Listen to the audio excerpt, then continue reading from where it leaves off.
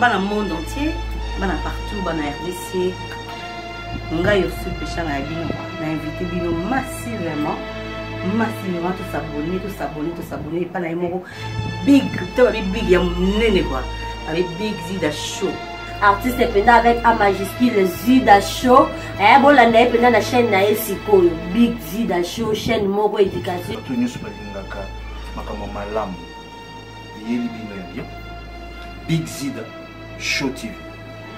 Abonnez-vous massivement. Brother, sister, you know, yanko, uncle, auntie, grandmother, you know.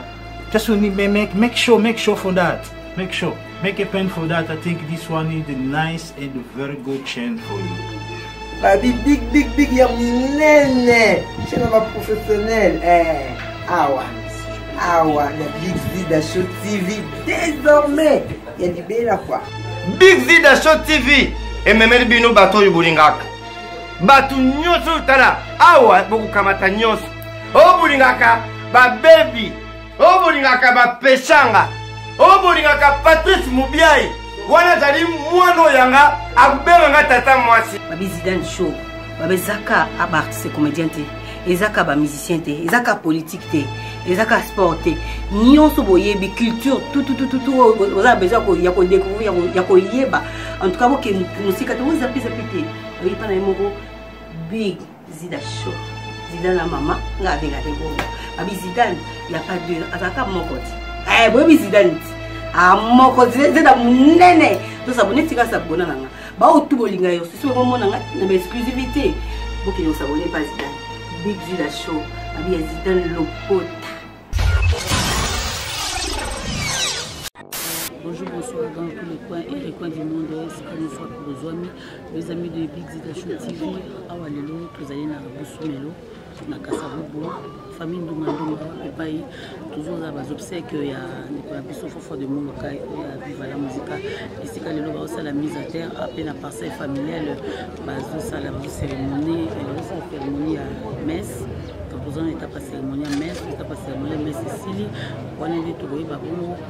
Les Kanakoué, parce qu'on a relé na bandeko. Là, les bandes à Mboka, ndenge ni makamioso, les autres les Kuna, et si kaba kupeni kwa Kunda, Kondo, les fanfans, les Molokai, bandeko, baninga, connaissance, ma fan, balinga kaye, bazali vraiment, basanga na parcelle familiale, les besoins de nous surtout organisés.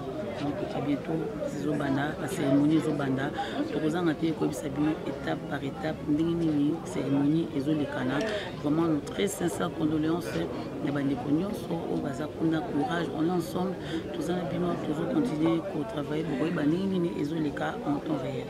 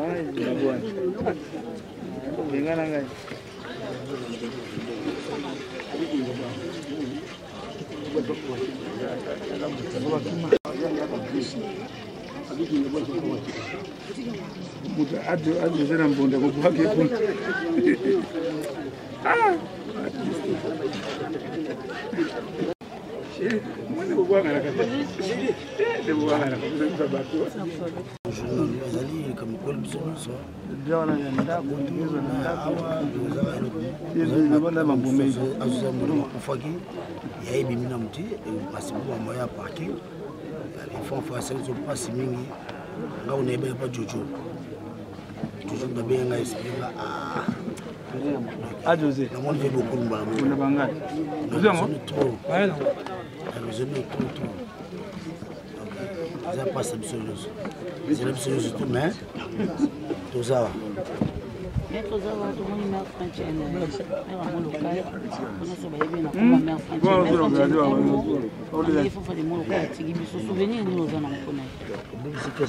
eza pasi eza mawa nayebaki famille bandunga oyo famille na ye mpenza epuis nayebaki mwasi na ye manuka famille na bango vraimen esika azali mawa trop mes condoléances eza pasi biso mpe na viva toki yango pasi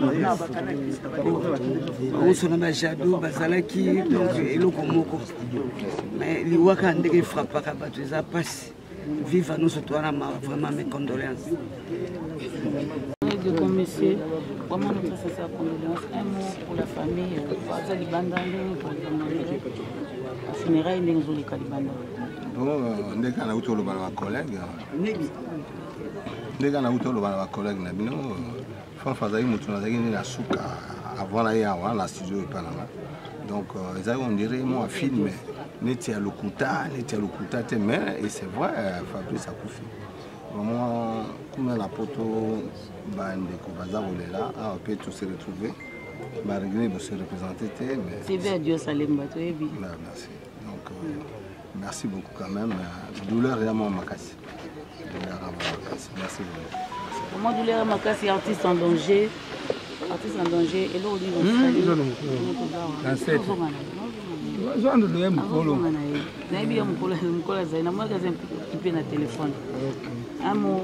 bon, un mot, car Nzembango, il y a la même chanson. Hein. Là, il n'a pas l'argent au moins dans le matin. Banda Fafa Koufi, ata artiste moko à Congo. Même des lots, programme qui a pris autour qu'il n'y a pas des artistes. Même on était avec la famille.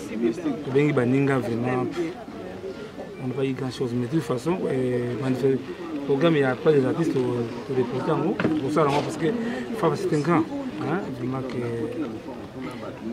Bibi champagne, dévorant en tout cas, pour y aller faire des mots que ekosenga baartiste congolais pas mosenga bengisaka biso abibosaka sa solidarité mamati lelo banati mosenga longo keso esalama te.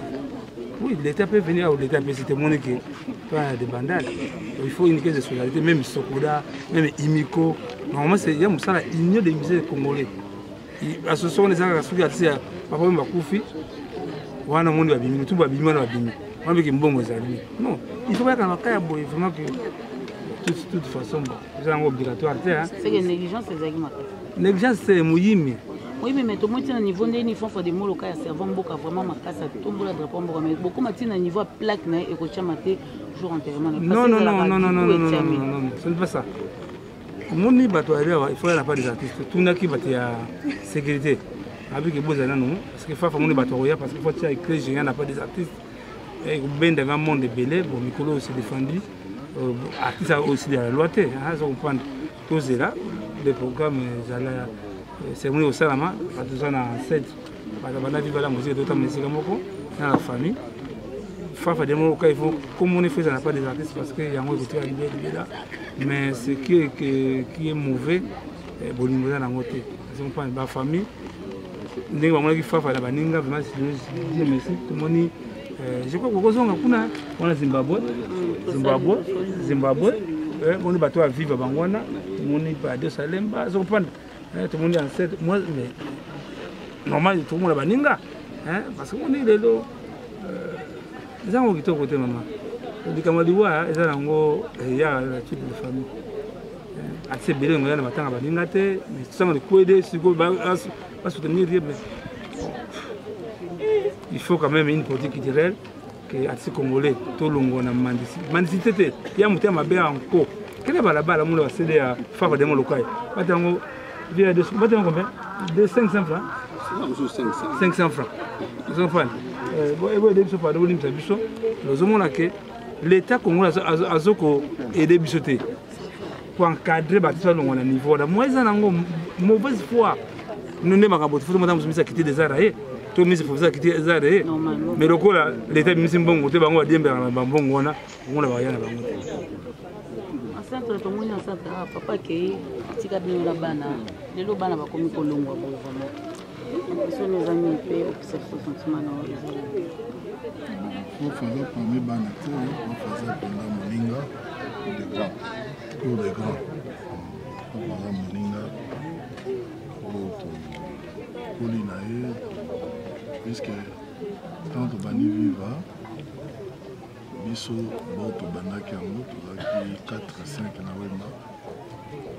Après Christelle ayoya moto aye kolanda ya ifafa batianana toforme famille wana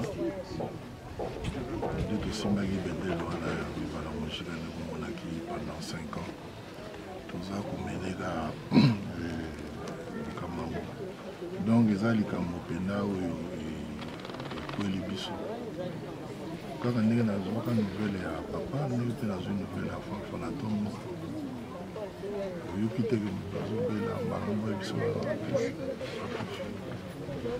donc soza na esprit dire te oyeba ndenge nosala toyebi ko ndenge okwanela te donc c'est ça donc eza likambo ekweli biso epasi ka ezali ntango bozalaki mwa 6 10 omotikala batoa onike omotala pembeni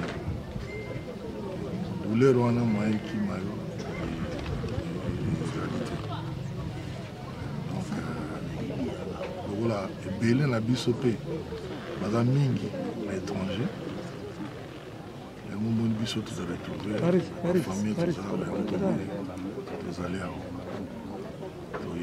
tolela elongo tozozala awa presque semaine mobimba tozotala libota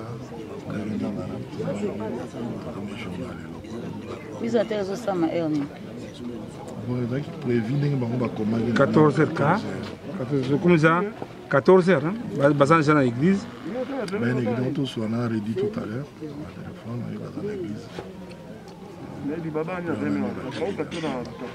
la séance être communication permanente oza toujours on a bakisa encore na viva basu na matanga a José na mbunda akufaki na balabala c'est-à-dire les membres de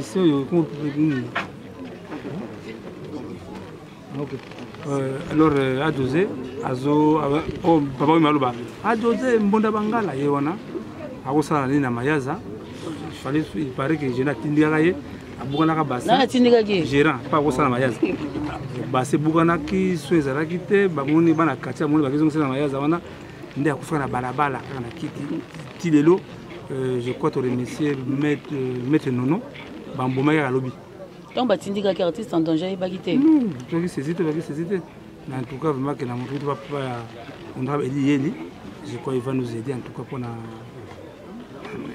on va polémique mais ba mission ko biso bata patron mbongo biso mais na baka oyo komuna bango te bango so ko free sekira pesi mbongo awa ngolo kwa place ceux qui ont maman livre oyawa mais awa ngolo kwa place bango wa solo awa ki solo te ah olodera mbongo za nango bakoyana bango te kolemba te non c'est tout message déjà voilà tout moni feli lolendo yana yo kasiko mabele koko ya te lolendo yewana feli un mot pour yana yo ya kei fierté na biso ekoi un mot pour la yaya eza passe mingi na bana kasavubo et puis eza passe mingi na ba musicien bolingo za te donc moto kwa fanfa vraiment ndimaki te sango beti biso lokola kake vraiment ezosala pasi tozana ba beaucoup de regrets makambo fanfa ça na Congo à l'époque Zaïre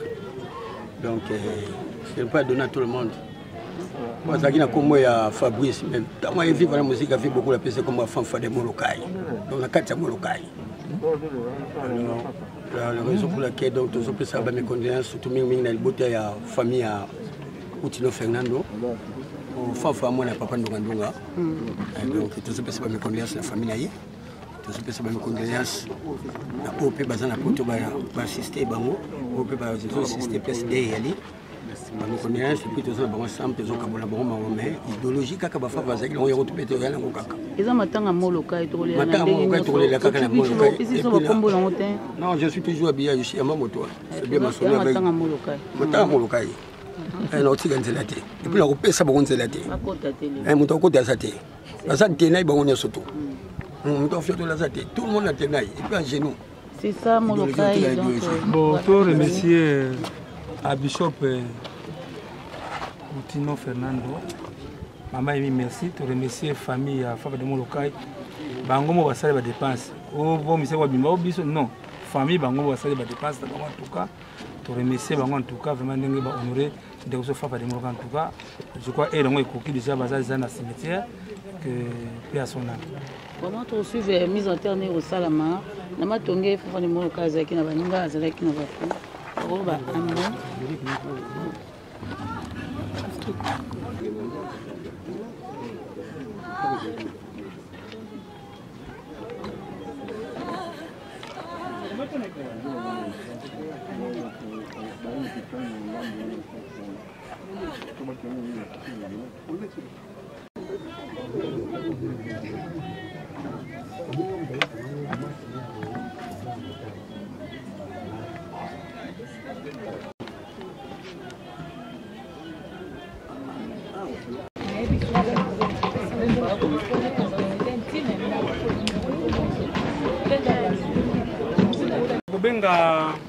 le dernier producteur de papa Nabiso Fava de Molokai à deux Salemba.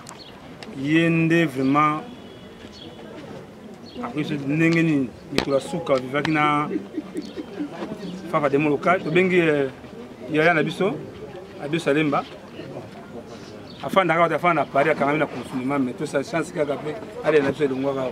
Pas deux Salemba en tout cas. Oyo baïbaka Gillette d'or. Il y a produit l'orchestre rebelle na Kisasa na Porto.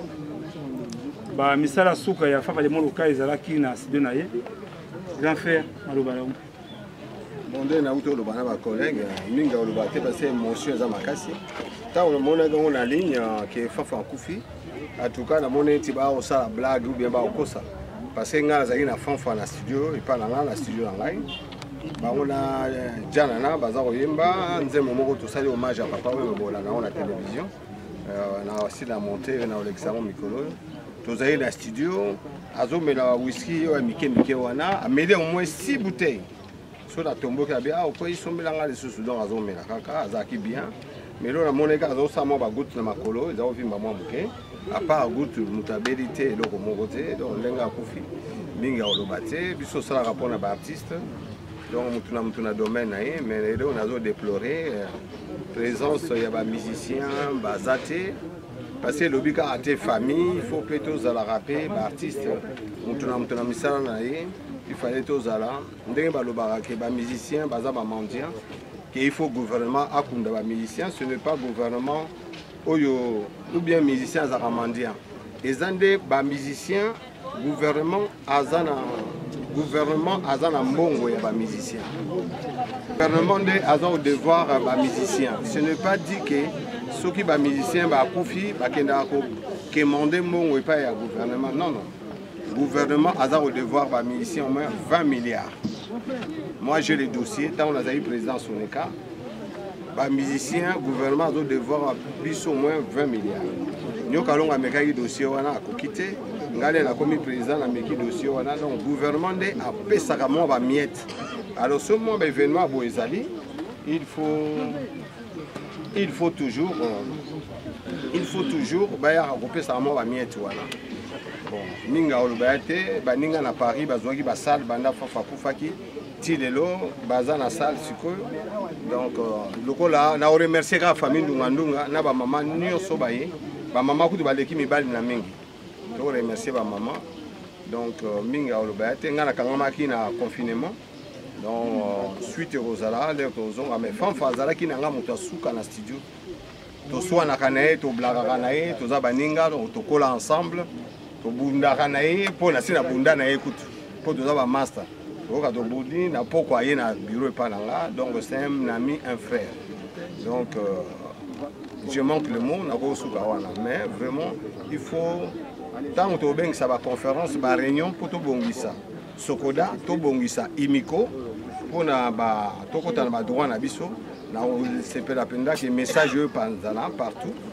Pour tout bongisa quand même, biso da ba mandian, tout ça, bon ebele moyena lo bango ate, pour l'état de devoir biso bon ebele. Donc l'état za na nyongo na biso so moni ba agent na soneka. Tolobi amen. Bana na nzambe tolobi alléluia. Amen. Ok toko kanga miso na biso to bondela. Nzambe na lola. Toye kotonda yo botondi. Ma commune lobi to remercier yo na circonstance nyonso. Eza pasi na motema.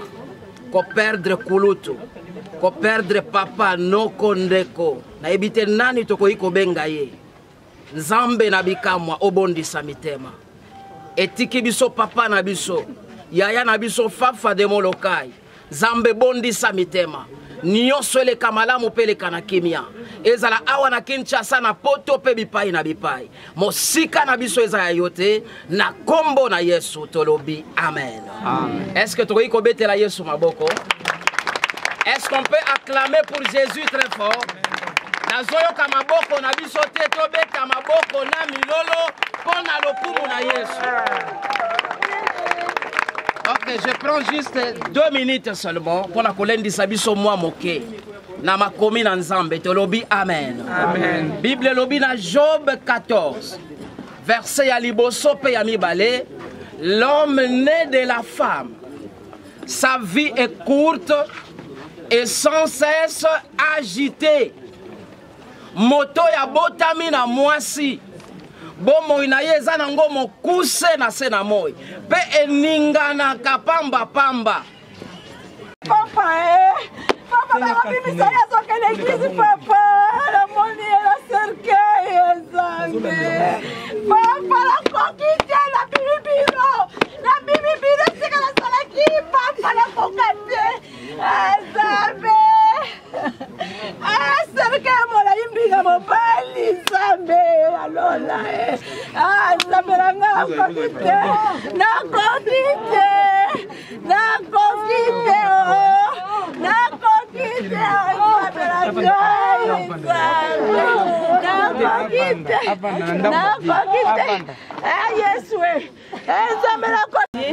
Nous rendons grâce à Dieu parce que c'est lui le maître du temps et des circonstances. C'est lui qui a permis que cette circonstance nous arrive dans la famille. Je rends encore une fois grâce à Dieu. Au nom de toute ma famille et à mon nom propre, je vais faire la lecture de la biographie de mon oncle Fafa de Molokai. Biographie de Fafa de Molokai. Jeudi 4 juin 2020 est mort à Paris d'une maladie, d'une courte maladie. Le chanteur de charme Fafa de Molokai a 63 ans, membre et pilier de la Viva la Musica de Papa Wemba. Un pan important de l'histoire de ces mythiques orchestres part avec la disparition de cet artiste et chanteur de grand talent, connu pour sa fougue et sa présence exceptionnelle sur scène. Ce qui marque chez ces colosses de plus d'1 mètre, 2,80 m, c'est la douceur et surtout la voix traînante, particulière, presque féminine et inimitable. L'histoire commence dans la ville portuaire de Matadi, dans l'embouchure du fleuve Congo.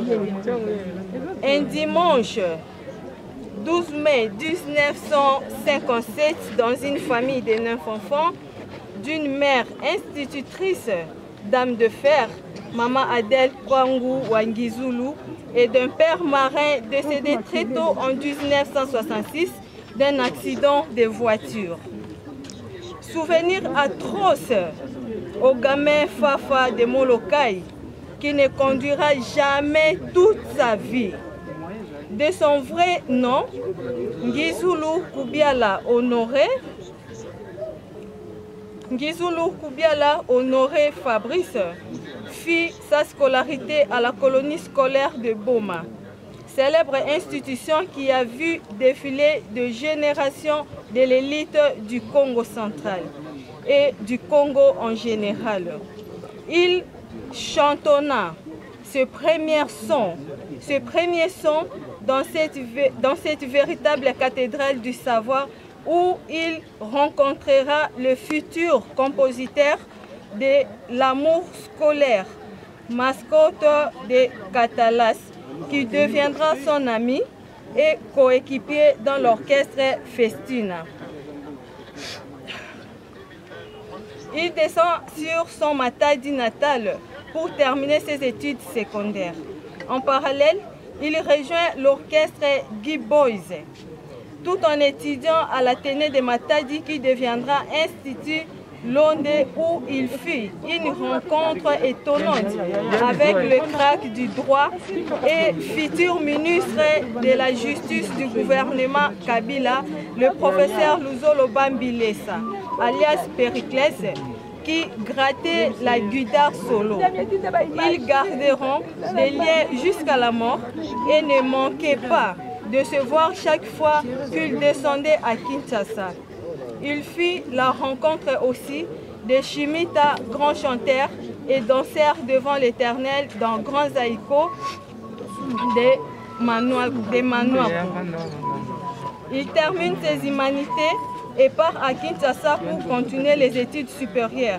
Mais la passion de la musique va le rattraper. Il s'installe à Fankobel, Kimbangu entre parenthèses, et il rejoint quelques jeunes du quartier dans l'orchestre Asia Mama, puis le Wondostok Bikumba Kumba. Une prestation de Wondostok Bikumba Kumba en première partie de Yoka Lokole lui donne la chance de montrer ses talents et surtout de rencontrer son futur ange gardien, Sek Bidens Munganga, qui, dès le lendemain, les sollicita pour intégrer Yoka Lokole en perte de vitesse. Cet orchestre ne durera pas.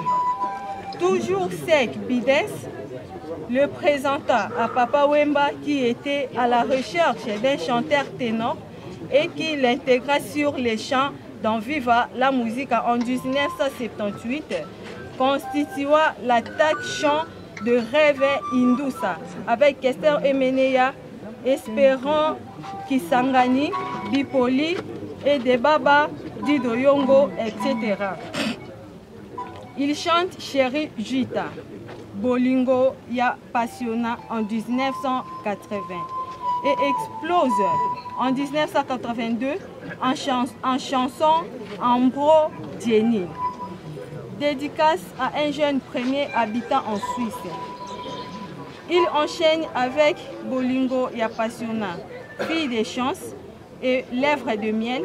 Toutes ces chansons sont des œuvres d'anthologie dans les catalogues musicaux de la Viva la musique. 1984, c'est l'aventure européenne pour des études supérieures, mais la passion musicale est plus forte. Fafa va jouer avec Spraya, Dara et Chandil dans Okinawa de Paris, premier orchestre congolais de France composé essentiellement de Ntilois de quartier 5. Quelques prestations, dont une au FUL One Shell, cette rencontre. Une rencontre décisive avec Kofi Olomide en 1986 se concrétisera par un album d'anthologie avec 4 titres mythiques, dont des Fafa de Molokai, entre guillemets, parents responsables. Dédicace à sa femme de toujours, la baronne Adèle Manoka, et Yula Bolz, hymne à la bellissime Zozo Bekiki. Album produit par Ado Mbengani.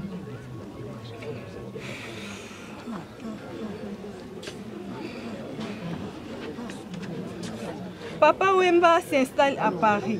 Naturellement, Fafa rejoint son mentor dans cette nouvelle aventure à la grande satisfaction de nombreux fans de la diaspora congolaise dispersée en Europe. Pendant de nombreuses années, Viva la musique Made in France, les soirées parisiennes, en particulier la salle IEC, l'entrée de Cambronne, les salles bruxelloises ou suisses, etc., jusqu'au clash en 1992, où il claque la porte de Viva la musique suite à des divergences avec le staff de Papa Wemba. C'est le schisme. La grande cassure.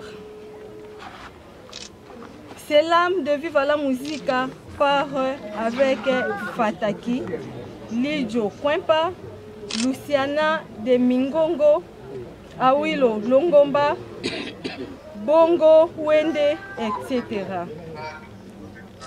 C'est dissident mental. La nouvelle génération de la République démocratique, dont la sortie va entrer dans les annales de la musique à Paris avec un look et une pub à l'américaine orchestrée dans Main de maître par Gina Kiakou. Jean et blouson en cuir, jeans plutôt, et blouson en cuir donnent à ces jeunes gens survoltés un air de nouveau Rolling Stone ou Beatles africaine, la présence de la fougeuse regrettée Jana Mandako donne un côté sensuel qui adoucit l'air viril de ces grands gaillards rompus à la scène.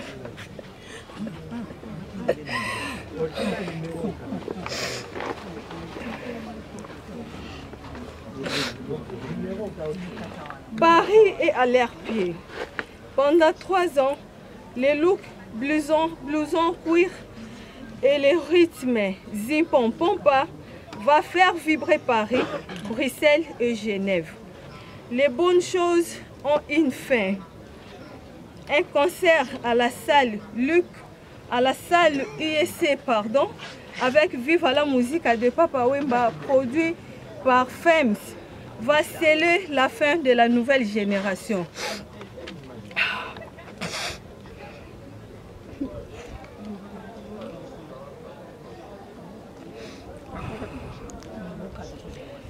Une dispute au sujet des problèmes financiers et d'ego va précipiter la mort de cet orchestre. Comme un clin d'œil, la belle Jenna Mandako, mère d'un cancer à Paris, on est en 1995. Le temps passe. En 2010, ils foncent avec les amis de musique Act Tour. On retrouve Juna Janana, Stino, Linjo Kwempa, Koshiniwa et autres. Les démons de conflits internes entre membres aura raison de cet ensemble avec bagarre en plein concert, à mots entre musiciens et colère.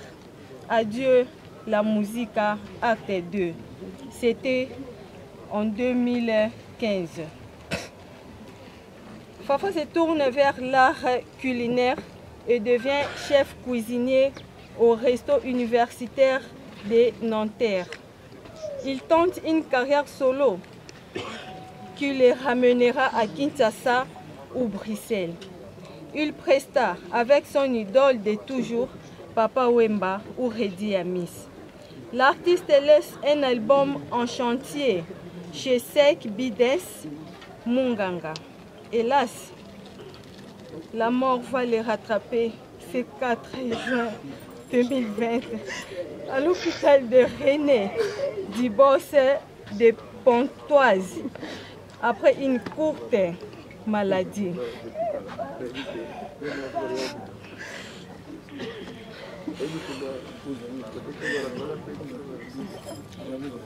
Fafa laisse 6 albums et plusieurs chansons. d'anthologie dont Bois d'Arcy dédié aux prisonniers et un hommage à Papa Wemba à écouter en ligne. Juste après la lecture de la biographie, on va nous mettre cette chanson-là. Fafa était mariée à la baronne Adèle Manoka Koubiala, son amour de jeunesse, et laisse 3 orphelines, Émeraude, Mirella et Cheyelle Koubiala. Fafa avait beaucoup de projets, dont un jubilé de sa glorieuse carrière musicale et un restaurant musical reliant ses 2 passions, l'art d'Orphée et l'art de la table, et cela à Kin ou Matadi. Ces grands sets de notre musique laissent de nombreux fans et amis dont Rémi Bazou, Raph Botela, Maï, Titi, Nzoso, Sissi, Selenge, Karta, Jonolo, Moussa, etc. En larmes, car ils adoraient sa simplicité et son élégance sophistiquée de sa père old school. Il rejoint Papa Wemba, Debaba, Alexis et J.C. Katanga. Fafa était cousin au célèbre pasteur congolais Fernando Coutinho, de Souri Mambika Djani et les fils Mambika.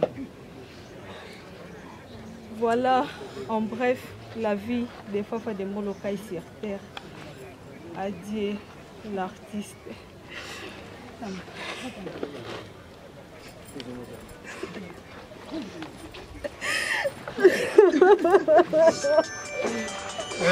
Bandeko na biso eroyo ndeko na biso akomisa na cimetière le temps tout sera direct et pour bien que ça soit sur pasteur Gilles.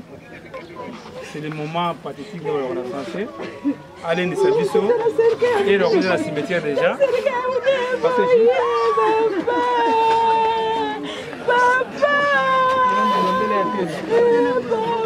Bana na Nzambe, alléluia. Nani mokonzi, nani mobikisi. Soki Yesu mokonzi mobikisi tobetelie maboko makasi.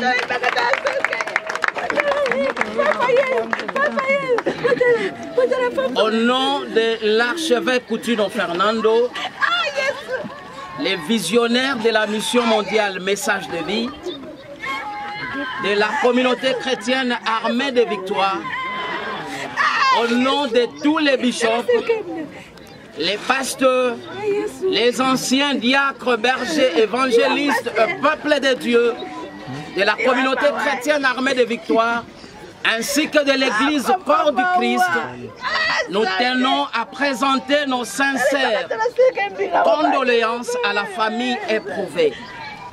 Nous pensons que cette occasion nous sert de réflexion pour que chacun de nous le sache. Ce qui vient de frapper à notre aîné, à notre oncle, à notre papa, à notre frère, Fafa de Molokai, demain sera bel et bien notre tour. Nous disons Amen. Est-ce que nous pouvons acclamer notre Dieu très fort? Amen. Alléluia.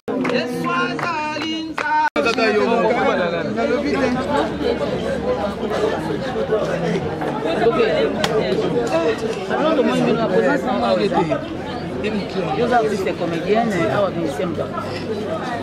musiciens artistes le Kwangai, musiciens artistes le Kwanga, et on a se présenté bavie baza bavie na biso otoye batongo et sengera toya tout sa présence et ça bien.